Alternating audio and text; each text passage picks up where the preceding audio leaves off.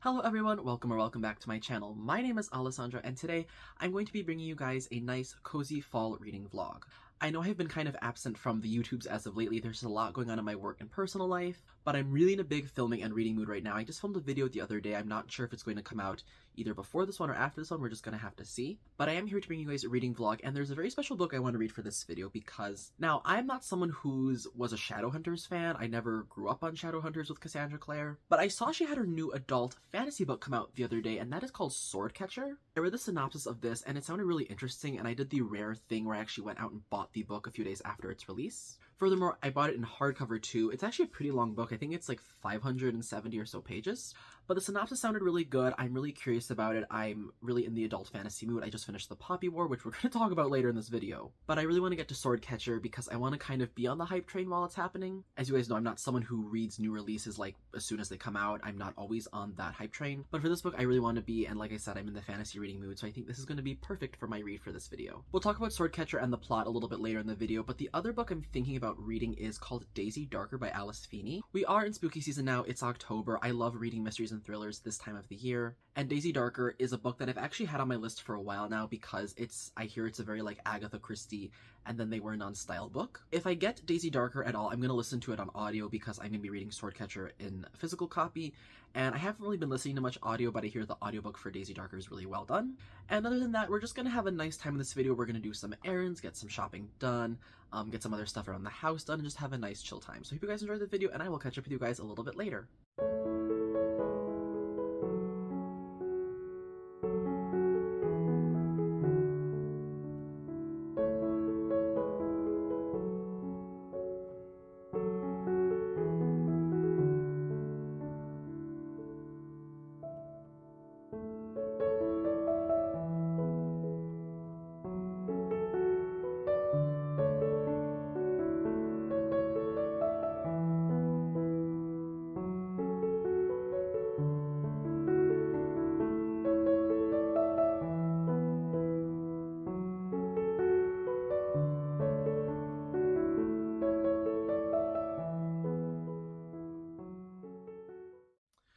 Alright, so it is a few days later after I talked to you guys initially about Swordcatcher, about the stuff I was planning to do for this vlog, and I'm really glad I have the day off today. I am doing a couple of things around the house and meeting up with a friend later to watch some Netflix and have dinner with them, but I did want to take a few moments to talk about Swordcatcher because I am officially, if you can see, I'm right here. That is not, this is the end, this is the beginning.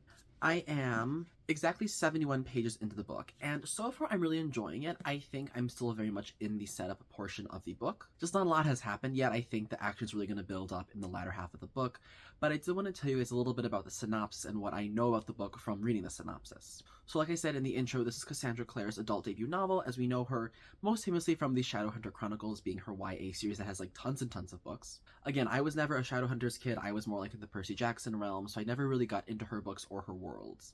I also don't know very much about her writing. Like I said, I only know that this is her adult fantasy debut, and this is a pretty hyped release. And the plot of this book follows two characters, and one of the characters is a guy named Kel. Now, Kel is someone who was an orphan. He was raised as an orphanage until he was 10, and then he was brought to the royal family's estate palace area to essentially become the swordcatcher / body double for the royal prince. So he's literally is the sword catcher for the prince, which basically means he looks like the prince, he was raised with the prince, he was basically trained in all the ways of a prince, and basically is the prince's body double, and basically stands in for the prince if there's any danger present in like a public event. Our second point of view is actually following a woman named Lynn, and now Lynn lives a very different life from Kel because she's part of a group called the Ashkar. The Ashkar sound like they are a group of healers who use magic that has been long forgotten to treat and heal people. Unfortunately though, it sounds like the Ashkar are a group that are pretty heavily discriminated against in the city-state that this book takes place in called Castellane. Their living quarters are relegated to one part of the city, and there are certain laws surrounding their group that saying like they can't even go out after sundown, and they have to wear certain color clothes to identify them. And like I said, Lynn is a physician, and at the start of the book, from her point of view, we find out that she's really looking to find more extensive knowledge on certain arts of healing because one of her best friends, Miriam, is very sick from kind of this chronic illness, and Lynn doesn't really have the resources she needs to heal Miriam at the time, so she goes looking for other resources and more knowledge that is not necessarily accessible to her in order to cure Miriam. And the plot of the book really accelerates when there is an assassination attempt. We don't know on who, but after this assassination attempt, Kel and Lynn are kind of thrown together in an unlikely scenario, an unlikely partnership, and a third character is introduced called the Rag Picker King. The Ragpicker King is basically like the criminal underworld boss. He kind of rules Castellane's criminal enterprise. Even though I don't think the Ragpicker King is like a third point of view, Kel and Lynn are still our main points of view. It sounds like the Ragpicker King does play an intricate part of the story in exposing the kind of uglier sides of Castellane's general population, but also kind of showing Kel the inner workings and the secrets that the palace are keeping. So the book has lots of political intrigue. I hope lots of action. And I really also hope lots of plot twists. You guys know I love a good plot twist in a fantasy book. And I'm really enjoying it so far. I have the day off of work today. I'm really hoping to get a little bit more reading done aside from the other things I have planned. But without anything else, I'm going to go get some more work done and meet up with my friend a little bit later. And I will catch up with you guys probably tomorrow.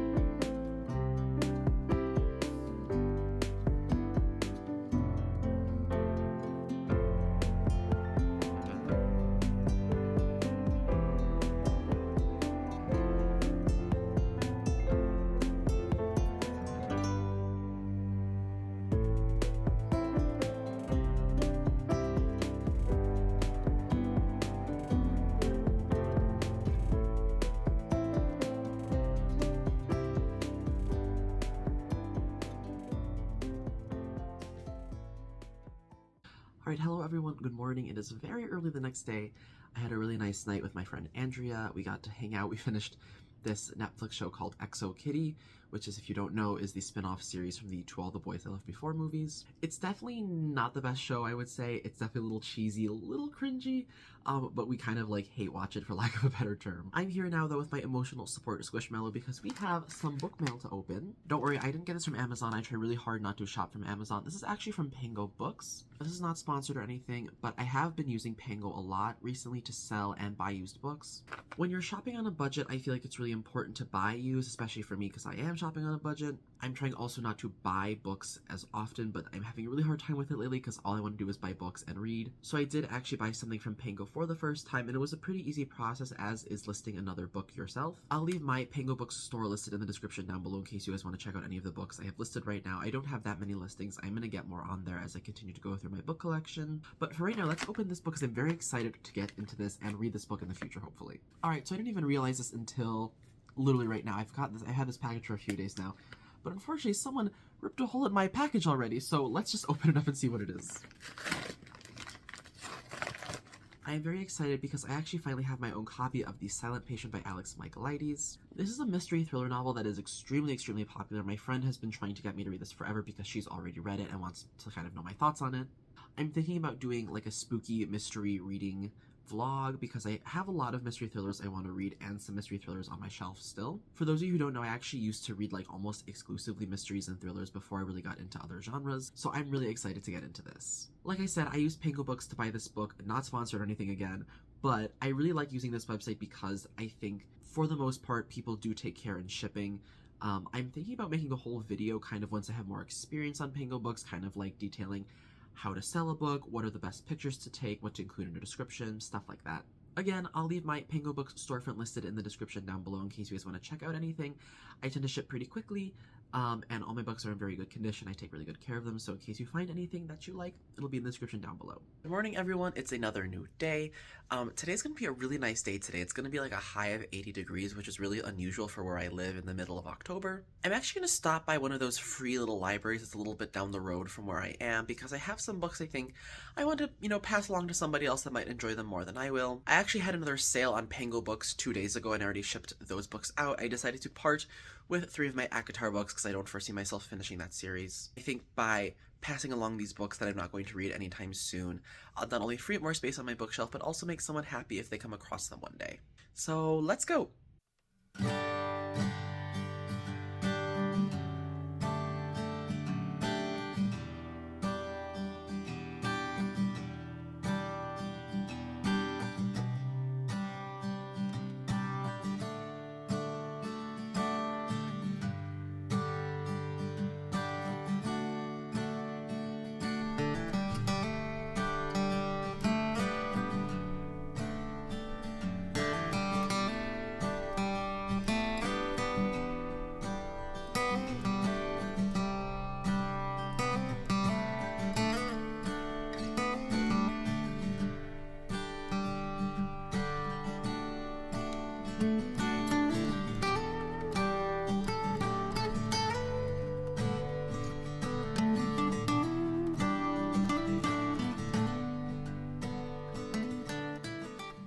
So I just finished work for the day and I am very tired. It has been a very long several weeks of working and balancing other stuff in my personal life. So I'm ready to have a nice little treat for myself. I want to go book shopping. Now, I hate vlogging in public. I'm actually primarily shopping for my half-sister who's in 4th grade, and she's just starting to read a little bit. My dad said she's getting really into reading, so I have some ideas of books I want to pick out for her birthday. But I also want to get something for myself because I feel like I deserve a treat, even though I've bought 2 books in the past month, which is against my rule because I'm trying to say only 2 books per month, if at that at all. I was talking to my therapist today and I was like, I think I should go on an indefinite book buying ban. And she's looked at me like, come on, be serious. I got some books from work at the library today. I'll talk about those a little bit later. I also think I'm not going to do, I said this in the opening, but I said I was going to talk about The Poppy War by R.F. Kuang in this video. I don't think I'm going to do that anymore. I think I'm going to save The Poppy War and a few other books for like a recent reads wrap up coming later. I just want to go into Barnes & Noble and just chill out for a little bit because I'm tired of being on my feet all day. And yeah, so I just want to go book shopping for a little bit. So let's go.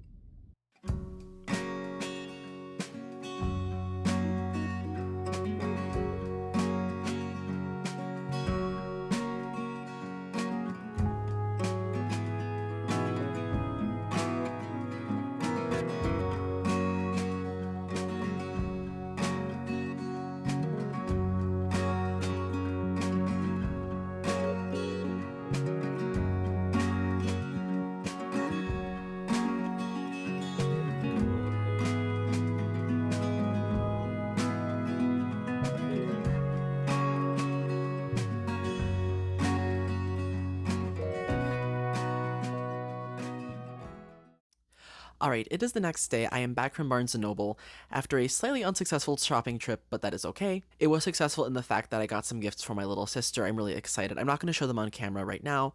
I showed them in the montage. I hope she really likes them. I'm hoping she gets into reading. I hope she becomes a big reader just like her brother. But I did want to take a little bit of time. We're going to get a little chatty because I need to, 1, talk about the 1 book I did get from the library that I bought from the used book sale. 2, I need to talk about the 2 books that I borrowed from the library that I think I'm going to add onto my end of year TBR. And then 3, we need to talk about Swordcatcher because I have a lot of thoughts after now being done with a third of the book. I think I am going to wrap up the vlog in this clip once we're done because Swordcatcher is a long book. It's over 600 pages and you guys know, I don't read that fast compared to other people, so it'll take me some more time to read Swordcatcher, but I will give my thoughts on it when I'm completed with it in a future video. The book I bought from the library used book sale, which I have to say, if you guys have like big libraries in your areas or if you guys are just library members in general, definitely check out the used book sections in your libraries because you just never know what you're going to find there. Yes, I think a lot of times there aren't great selections in those used book sections, but I found a used copy of Carrie Soto is Back by Taylor Jenkins Reid. I actually DNF'd this book when I was going through my reading slump in August, but I still really want to read it and finish it because I really like Taylor Jenkins Reid. I'm still planning to read The 7 Husbands of Evelyn Hugo at some point, and this is her most recent release from 2022. I don't think she has a release this year, which is kind of shocking because I think she has been doing like a book a year for a while now. I really want to finish this because while it was very tennis heavy, of course, this is about Carrie Soto, the famous tennis player. I didn't really love it because of all the tennis talk, but I think I do want to give it another chance one day, so I got it for $1 in hardcover, so that's not bad. So like I said, check your used library book sales. You never know what you're going to find. The next book I have is A Darker Shade of Magic by V.E. Schwab. Now, this is an interesting one because this is another one that was kind of like a soft DNF back from earlier this year. For those of you who don't know, this is the first book in the Shades of Magic trilogy, so it goes A Darker Shade of Magic, A Gathering of Shadows, then A Conjuring of Light. V.E. Schwab actually has a spin-off series called The Fragile Threads of Power, with the first book having just being released. So I wanted to read this because I didn't really feel like I gave it a fair chance back when I tried to read it in February, so this is definitely going to go on my end of year TBR, and maybe I'll end up falling in love with the series because I'm always looking for new fantasy trilogies to really sink my teeth into and get into. And next, we have this girl, she's back. This is The Kingdom of Copper by S.A. Chakraborty, the second book in the Dayevabad trilogy. You guys know I have kind of a weird relationship with City of Brass, which is the first book in the Dayevabad trilogy, because I read it for a video, I think in like June of this year, and then I said I didn't like it, but then I reread it in August and I loved it, and then I started reading Kingdom of Copper in September. I got halfway through, DNF'd it, and now I want to read it again. I think the pacing of these books just kind of throws me off a little bit because sometimes they're so slow, like there's so much stuff happening that doesn't feel essential to the plot. But then I know that I'm kind of DNFing them right before the plot accelerates. So I got about halfway through Kingdom of Copper. I definitely want to finish this one and get to Empire of Gold, because that book I just feel like is going to be completely traumatic. But now let's talk about Swordcatcher, and I apologize for not saying this in the intro, but this vlog is completely spoiler free. This part of the video will be spoiler free, so please do not worry about that. I have a lot of thoughts regarding this book. I'm about a third of the way and I just passed the 200-page mark. I think when I talked about the synopsis a little bit earlier in this video, I mentioned how I was enjoying it, and I still am enjoying it, like more like asterisk to an extent. This book is giving like aggressive 3-star vibes, and I think I'm having the same problem I had when I first read The City of Brass is that there's so much setup. There are so many things that don't feel essential to the plot. Even though I know they are. It feels kind of like a slog fest to get through them, because it just feels like, where is this going? We have 2 point of views. We have Lynn, we have Kel. From Kel's side, we get more insights into Connor's life, Connor being the Prince of Castellane. On Lynn's side, we kind of have her own story going in a different way. And she's there's a mystery surrounding one of her acquaintances. There's some history that's being involved. We see more of the relationship between Lynn and her grandmother Mayesh, who is one of like the king's counselors. The Ragpicker King was also introduced, and his character introduction was very interesting because of the way he was introduced, and kind of his tone and his character just seems really intriguing to me. And to be honest, I have no idea where this plot is going. I guess that's kind of a good thing. I kind of want to be surprised. And I would say, as far as more good things, the world building is really nicely well done. I really like the political aspects of this. It is very apparent that Kel and Connor are both deeply intertwined with that. More so Connor, the crown prince, because he is the crown prince, but Kel is forced to kind of attend these political meetings with Connor. So that's interesting. I will say, as a kind of a negative, there's a lot of characters. There's a lot of different house names. Like, part of the royal family, they manage a bunch of these charter houses that are each responsible for a different aspect of trade in Castellane. And there's just a lot of character introductions, a lot of names. Sometimes Cassandra Clare refers to them by their last names, sometimes their first names, so it just gets a little bit like confusing sometimes. Other critiques I would say is, again, there's just so much setup. I don't think a third of a book should be a setup. I know that is kind of how fantasy books go, but I felt like even with City of Brass, I wasn't getting that much of it. Yes, City of Brass had a lot of setup, and yes, the first third of the book was kind of the adventure to Daevabad, but I feel like this book especially, there's just kind of a lot happening that I'm like, and maybe I'll change my mind on this later, like once I finish the book and talk to you guys about it in a different video, but right now it's feeling really slow. I am still intrigued, I am still going to finish it, but it's just it's been a little bit of a struggle to sit down and read it right now.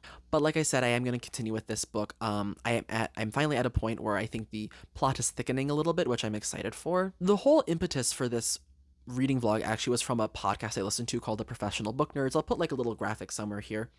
I really like this podcast, and one of the interviewers or hosts of the podcast, Emma, interviewed Cassandra Clare, and from that I kind of wanted to read the book because the way Cassandra Clare described it, it sounded really good. She said there was a slow burn romance in here, and you guys know I love a slow burn. It hasn't really felt like there has been a slow burn quite yet, but I'm sure it will be introduced later in the book. I know it kind of sounds like I'm not having a good time with Swordcatcher. I promise I am. I'm still intrigued, and I thought the beginning was actually really strong. I just think this kind of first third is just a little bit heavy with setup, and I kind of wish the plot was accelerated a little bit further sooner. But I think that is all I have for you guys today. I know this vlog kind of turned into something different because I thought it was going to be primarily focused on Swordcatcher. I ended up going book shopping and doing a whole lot of other fall activities. I'm really happy with the way the vlog turned out in the past 2 weeks have been, which is kind of the duration of this vlog. And I promise I will have more video guys coming for you guys very soon. I promise I'm working on them. They're coming. Just please be patient with me. Thank you guys as always for your support. Don't forget to like, comment, and subscribe. My name is Alessandro, and I will see you in the next one. Bye!